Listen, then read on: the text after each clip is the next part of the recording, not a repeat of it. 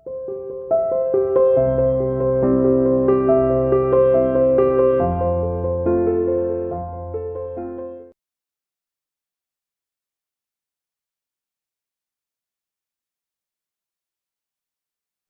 Students, हम लोग discuss कर रहे हैं मैग्नेटिक इफेक्ट्स किसके, करंट के। पिछले लेक्चर में हम लोग पढ़ रहे थे ऑर्स्टेड एक्सपेरिमेंट, हम लोगों ने पढ़ा बायट-सावर्ट लॉ, हम लोगों ने पढ़ा करंट कैरिंग कंडक्टर के द्वारा जनरेटेड मैग्नेटिक फील्ड की डायरेक्शन। मेन जो कॉन्सेप्ट था पिछले लेक्चर का वो हम लोगों ने पढ़ा था और उसका नाम था बायट-सावर्ट लॉ। बायट-सावर्ट लॉ, देखिए ये लॉ यूज कहाँ हो रही है? ये लॉ यूज हो रही है मैग्नेटिक थ्योरी में।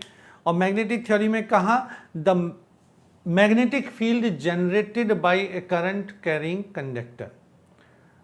मैग्नेटिक फील्ड किसने जनरेट किया? करंट कैरिंग कंडक्टर ने, एक कंडक्टर ने जिसके अंदर करंट फ्लो कर रहा है। और अगर मैं बात करूं इलेक्ट्रोस्टैटिक फिजिक्स की, तो इलेक्ट्रोस्टैटिक फिजिक्स में कूलम्ब्स लॉ हमें बताता है कि सिंगल चार्ज पार्टिकल के द्वारा जनरेटेड मैग्नेटिक फील्ड की, जनरेटेड इलेक्ट्रिक फील्ड की वैल्यू क्या होगी। इसका मतलब बायट-सावर्ट लॉ सेम इंपॉर्टेंस रखता है जो कूलम्ब्स लॉ रखता है इलेक्ट्रोस्टैटिक्स में, बायट-सावर्ट लगता है मैग्नेटिक थ्योरी में, यानी मैग्नेटिक इफेक्ट ऑफ करंट में। अब हम लोगों ने इस थ्योरी को पढ़ा, हमने बायट-सावर्ट लॉ पढ़ा जिसका मेन कॉन्सेप्ट क्या था कि magnetic field dB due to a small element is equal to mu naught upon 4 pi I dl sin theta upon r square। ये हम लोगों ने पढ़ा था। dB is equals to mu naught upon 4 pi I dl sin theta upon r square। देखो बेटा, हमें पता है मैग्नेटिक फील्ड कैसी क्वांटिटी होती है। Magnetic field is a vector quantity, ये वेक्टर क्वांटिटी है। इसका मतलब अगर मैं बायट-सावर्ट लिख रहा हूं, ये मैग्नीट्यूड फाइंड आउट कर रहा हूं, तो इसको हम लोग वेक्टर फॉर्म में भी लिख सकते हैं, डिनोट कर सकते हैं, जैसे इलेक्ट्रिक फील्ड को किया था। अब B is a vector quantity. दूसरी चीज हमने देखा कि एक करंट कैरिंग वायर है जिसमें एक छोटा सा एलिमेंट है dl length, this is also a vector. और इस पॉइंट पर मैं निकालना चाह रहा हूं मैग्नेटिक फील्ड, तो मैंने इसके लिए यहां पर पोजीशन वेक्टर लिया r। इसका मतलब r is the position vector of A point, dl is the small element, dl a small element and r be the position vector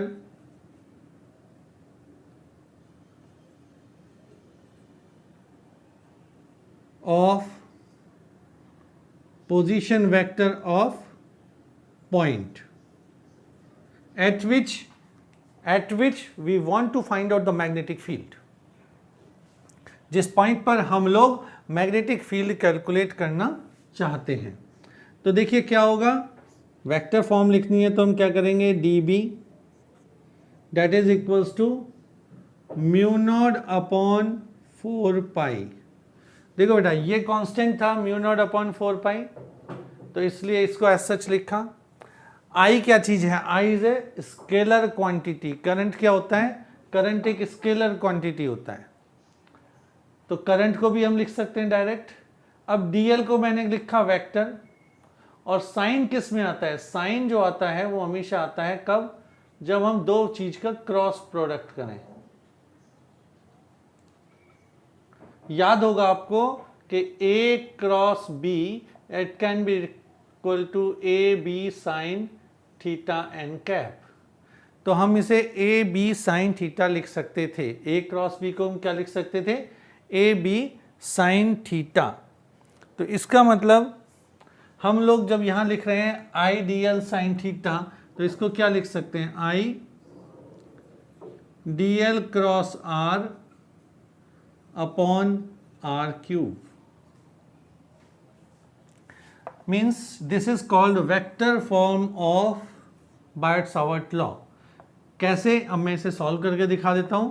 मैंने यहां लिखा D L cross R, D L cross R को क्या लिख सकते हैं, D B is equals to mu not upon 4 pi I D L R sine theta N cap upon are cube. जब आप इसे सॉल्व करेंगे again we get the same result. तो कुल मिलाकर अगर मैं वेक्टर फॉर्म लिखना चाहता हूं तो वेक्टर फॉर्म क्या होगी, this is the vector form of Biot Savart law. ये वेक्टर फॉर्म होगी बायट-सावर्ट लॉ की। अब ये जो बायट-सावर्ट लॉ है ये कुछ लिमिट कह सकते हैं कहाँ पर होगा, तो इसके लिए एक लिमिटेशन है। हम लोग ले रहे हैं DL, DL means small element, small element means it is applicable only for the infinitely small element। ये वहां यूज होगी जहां पर एलिमेंट बहुत छोटा होगा। तो अब बायट-सावर्ट लॉ को हम यूज करते हैं और बायट-सावर्ट लॉ को यूज करके हम डिफरेंट शेप्स का, डिफरेंट एलिमेंट्स का, डिफरेंट वायर्स का मैग्नेटिक फील्ड कैलकुलेट करते हैं एट द गिवन पॉइंट। तो सबसे पहला होगा हमारा magnetic field due to a straight wire, straight current carrying wire. Magnetic field due to a straight current carrying wire बहुत इंपॉर्टेंट है, इसके ऊपर न्यूमेरिकल्स भी काफी आ जाते हैं। मैग्नेटिक फील्ड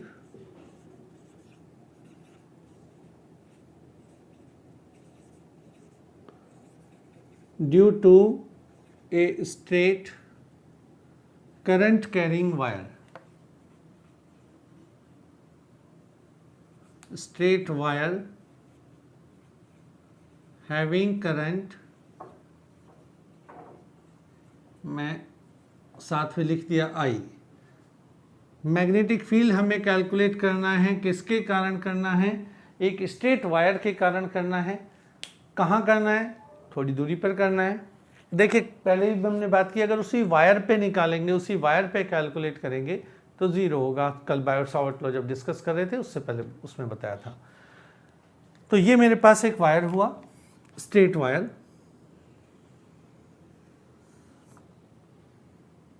और इस वायर के पॉइंट मैंने लिख दिया, चलिए ये है x, ये है y।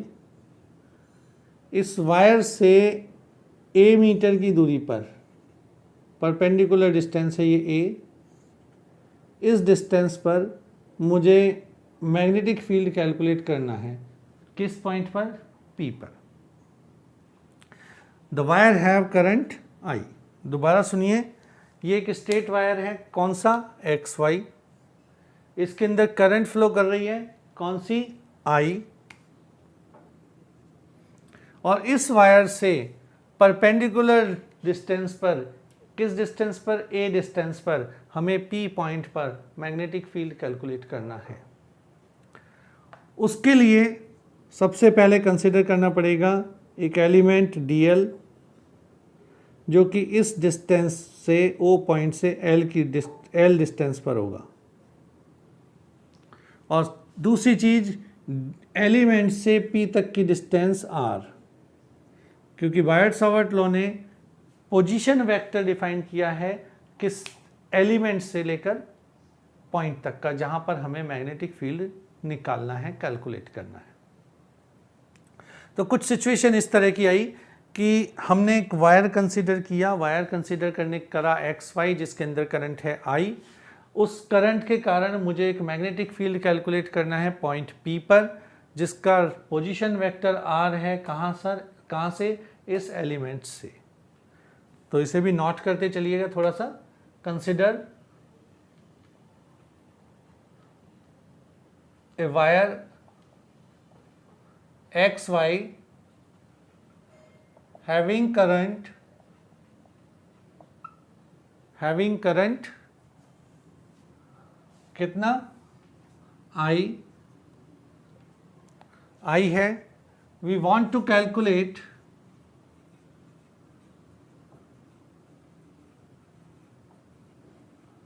magnetic field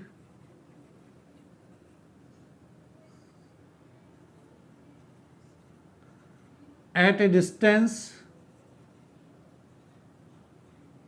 r from the wire. इस वायर से r डिस्टेंस की दूरी पर मुझे कैलकुलेट करना है मैग्नेटिक फील्ड, ठीक है। जिसके लिए हमने कंसिडर हमने कंसिडर किया एक स्मॉल एलिमेंट dl। कहाँ कंसिडर किया? At a distance l from o। For this we assume an element dl at a distance l from o। o से l डिस्टेंस पर स्मॉल एलिमेंट dl कंसिडर किया। r be the position vector. r क्या है? Position vector है किसका? Point का। कहां से? dl से। Of point p from element dl। चलिए, अब अगर मैं बायोट-सावर्ट लॉ के हिसाब से देखूं तो मुझे पता चल जाएगा यहाँ पर मैग्नेटिक फील्ड कितना है, वो होगा dB, और कितना होगा I dl साइन थीटा, ये एंगल हो गया theta, upon r square. Then the magnetic field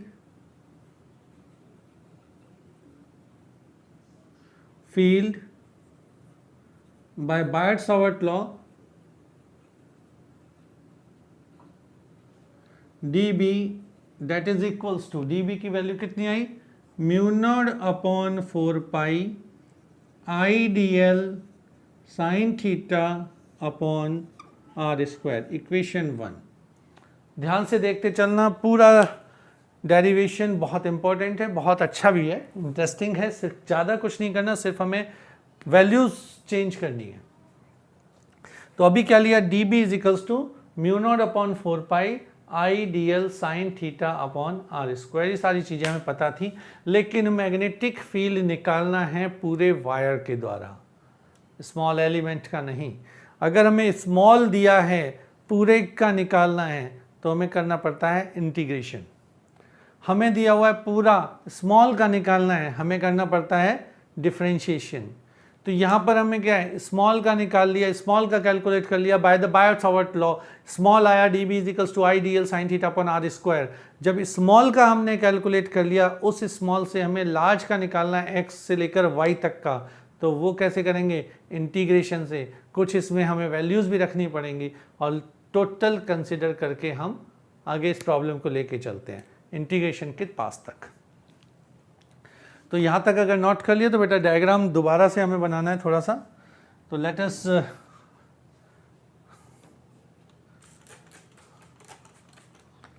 discuss the diagram again.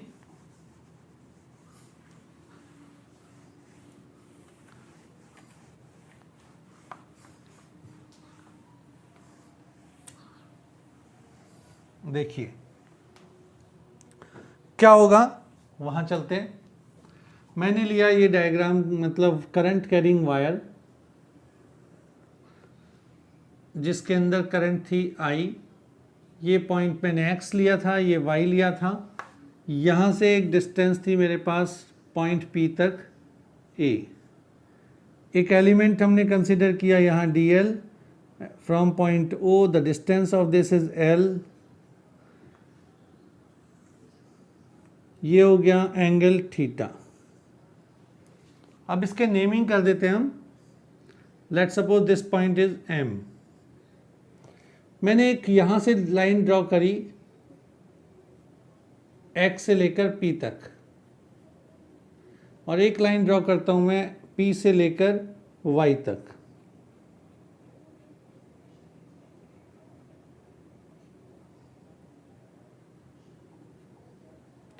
Let's suppose this is theta, this one is phi, ये पूरा एंगल है phi 1। माइनस में क्यों लिया? माइनस में इसलिए लिया क्योंकि OP को मैं एक मीन लाइन मान रहा हूं। अगर मीन ऊपर है OP तो इसके नीचे का माइनस हो जाएगा, इसके ऊपर का प्लस हो जाएगा। तो OP को लेके मैं नीचे का कैलकुलेट कर रहा हूं, नीचे का माइनस phi 1, और ऊपर की तरफ अगर मैं चला तो ये हो गया प्लस phi 2। ठीक है, अब हम अपने इस डेरिवेशन को आगे लेते हैं। वी नो डैट, हमने कहाँ तक लिया अभी कि मैग्नेटिक फील्ड है dB, this is equals to mu not upon 4 pi I dl sine theta upon r square. This is equation number 1। अब क्या करेंगे, हम इसमें dl की वैल्यू रखेंगे, हम इसमें r की वैल्यू सब्स्टिट्यूट करेंगे, हम इसमें थीटा की करेंगे। क्यों करेंगे? देखिए, मुझे dl से लेके चलना है, लेकिन हमें नहीं पता कि लेंथ ये x y कितना है।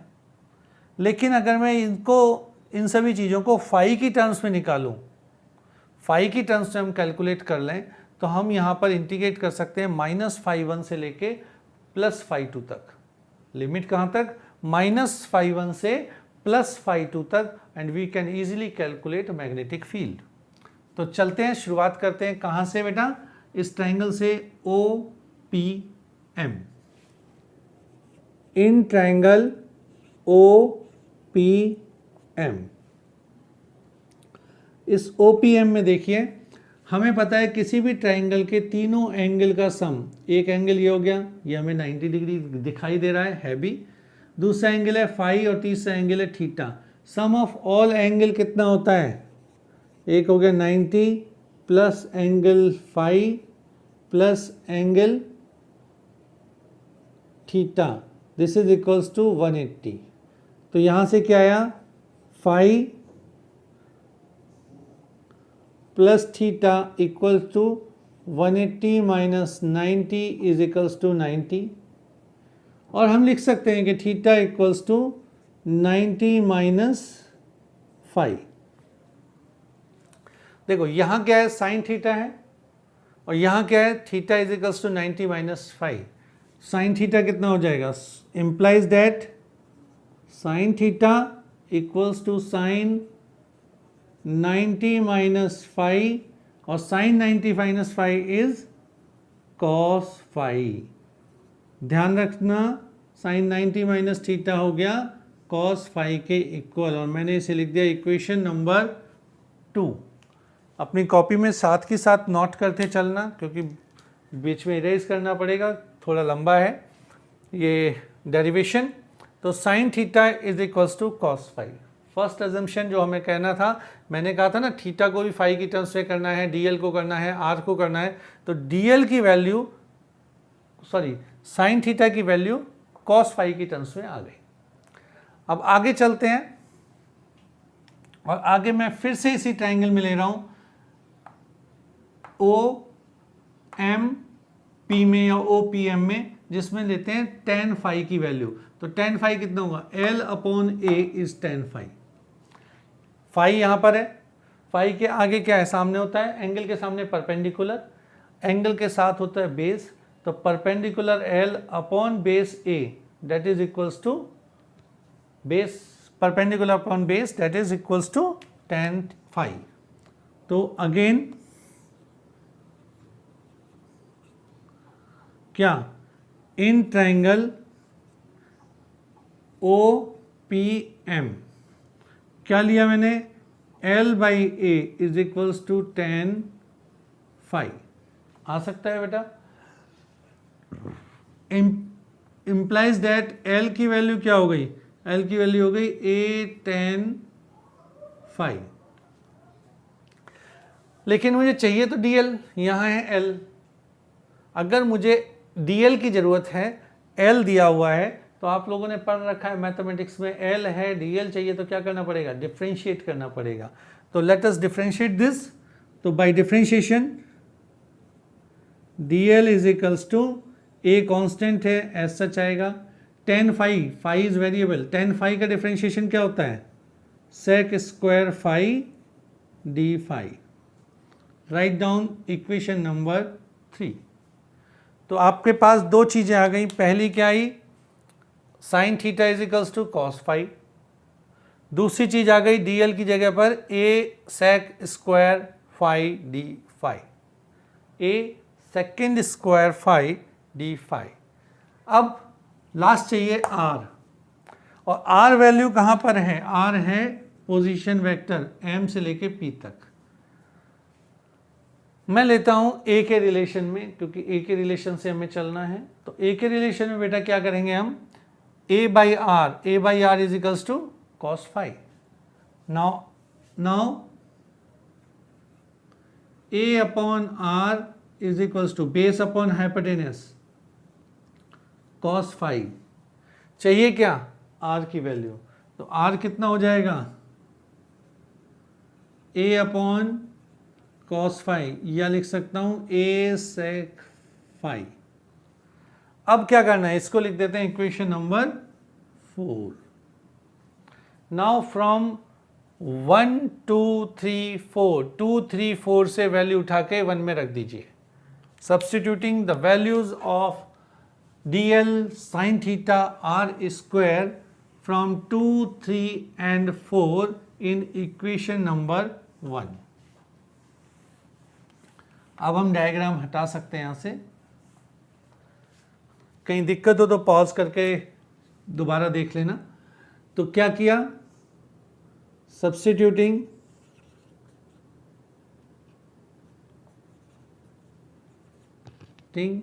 Values of dl sin theta and r square from equation 2 3 and 4 in equation 1। तो सारी वैल्यूज को मैंने 1 में रखा। 1 में कैलकुलेट रखने के लिए क्या किया, dB is equals to mu not upon 4 pi, I as such रहेगा, आई। dl की वैल्यू क्या है बेटा, dl की वैल्यू यहां से रखो, a second square phi d phi, a second square phi D phi. अब क्या है, साइन थीटा, साइन थीटा की वैल्यू क्या है यहाँ पर, कॉस फाई, तो मैंने यहाँ लिख दिया कॉस फाई। लास्ट क्या है, आर स्क्वायर की वैल्यू, आर की वैल्यू यहाँ से क्या आ रही है, ए सेकेंड फाई, तो क्या हो जाएगा, r square equals to a square second square phi. तो यहाँ लिखेंगे a square second square phi. Now अब आपको ये रिलेशन बड़ा इजी सा दिख रहा होगा, क्या दिख रहा है इसमें कि ए स्क्वायर ए से कैंसिल हो रहा है, सेकेंड स्क्वायर से हो रहा है, जो रिलेशन आ रहा है क्या, ए से ये cancel, second square cancel, then D B is equals to mu not upon 4 pi I by A cos phi D phi. ये किसके द्वारा आया, छोटे से एलिमेंट के द्वारा मैग्नेटिक फील्ड आ गया फाई की टर्म्स में। हमें कैलकुलेट करना है कंप्लीट का, तो कंप्लीट के लिए क्या करना होगा, स्मॉल का पता है, लार्ज का कैलकुलेट करना है, इंटीग्रेट करना पड़ेगा। स्मॉल का पता है, लार्ज का कैलकुलेट करना है, इंटीग्रेट करना है। इंटीग्रेट किस में करना है, लिमिट्स में करना है। लिमिट कहाँ पर थी, -φ1 से +φ2। तो integrating both sides,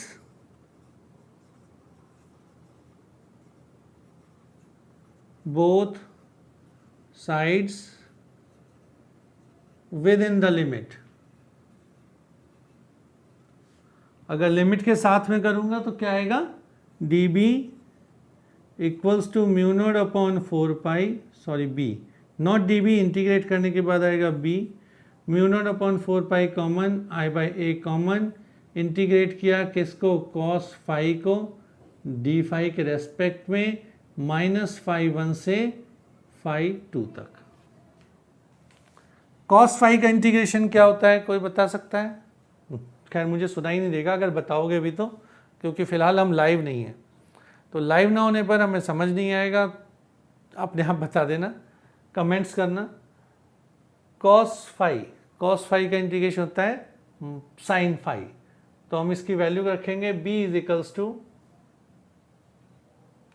mu naught upon 4 pi i by a sine phi minus phi 1 से फाई 2। हम लोग कहते हैं इंटीग्रेट करते हैं तो upper limit minus lower limit, substitute कर दीजिए, b की वैल्यू आ गई mu not upon 4 pi i by a sine phi 2 minus sine phi 1,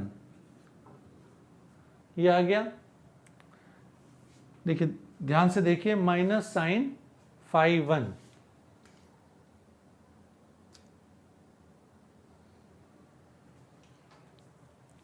mu not upon 4 pi i by a sine phi 2 upper limit minus sine phi 1 रखा, minus इसका जो इस यहाँ ना था वो आगे आ गया, माइनस माइनस क्या होता है प्लस, तो b की वैल्यू क्या आ गई mu not upon 4 pi i by a sine phi 1 plus sine phi 2।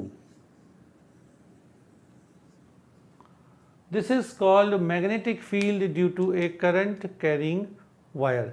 ये मैग्नेटिक फील्ड हुआ किसी भी करंट कैरिंग वायर का, कितना हुआ b that is equals to mu not upon 4 pi i by a sine phi 1 plus sine phi 2। Magnetic field कैसी quantity, vector quantity. हमने अभी तक क्या कैलकुलेट किया, मैग्नीट्यूड। वेक्टर क्वांटिटी का मैग्नीट्यूड कैलकुलेट किया, इट मीन्स नॉट एनफ, क्या और चाहिए, डायरेक्शन। तो वेक्टर क्वांटिटी में मैग्नीट्यूड कैलकुलेट किया, b is equals to mu not upon 4 pi i by a sine phi 1 plus sine phi 2 ये आया मैग्नीट्यूड। और डायरेक्शन कैसे निकालेंगे, इससे, क्या है ये, राइट हैंड थंब रूल। एक हमने बताया राइट हैंड थंब रूल कि करंट की डायरेक्शन में थंब कर दो, then the finger curl of this finger gives you the direction of magnetic field, एक ये बताया था। तो करंट की डायरेक्शन में मैंने किया और जब हमें पता चला जो डायरेक्शन है कैसी आ रही है, जैसे मैंने इस तरह से किया तो करंट मेरी तरफ आ रही है, तो क्या हुआ, डायरेक्शन कर्ल करके देखिए एंटी क्लॉकवाइज। करंट मुझसे बाहर जा रही है, डायरेक्शन करके देखिए क्लॉकवाइज, ये पढ़ा था। और एक और लॉ बताया था, क्या कहा था उस लॉ के लिए, वो लॉ बुक्स में नहीं था लेकिन मैंने कहा था कि ऐसे करो, फिंगर जस्ट परपेंडिकुलर, ये थंब को यहाँ से परपेंडिकुलर किया, thumb gives the direction of current, जिस तरफ मुझे मैग्नेटिक फील्ड निकालना है उधर की तरफ मैंने किया फिंगर, तो ये जो पाम है हथेली, it gives you the magnetic field. अगर करंट ऊपर जा रही है, उस करंट से मुझे उस साइड में निकालना है मैग्नेटिक फील्ड, तो अंदर, इस साइड निकालना है तो फील्ड बाहर। ध्यान रखना, अंदर के लिए हम क्या लिखेंगे, मैग्नेटिक फील्ड इनसाइड, इनसाइड के लिए हमेशा सिंबल होगा ये क्रॉस, आउटसाइड सिंबल होगा डॉट। तो आज अपने लेक्चर को मैं यहीं तक कर रहा हूँ। नेक्स्ट वीडियो में, नेक्स्ट लेक्चर में आप लोग इसी स्ट्रेट वायर का थोड़ा आगे का कॉन्सेप्ट देखेंगे कि हम अलग अलग पॉइंट, फाइनाइट लॉन्ग वायर हो गया तो क्या होगा, वन एंड पर होगा तो क्या होगा, और इसकी कुछ प्रॉब्लम्स भी करेंगे। So let us discuss the other topics in the other video.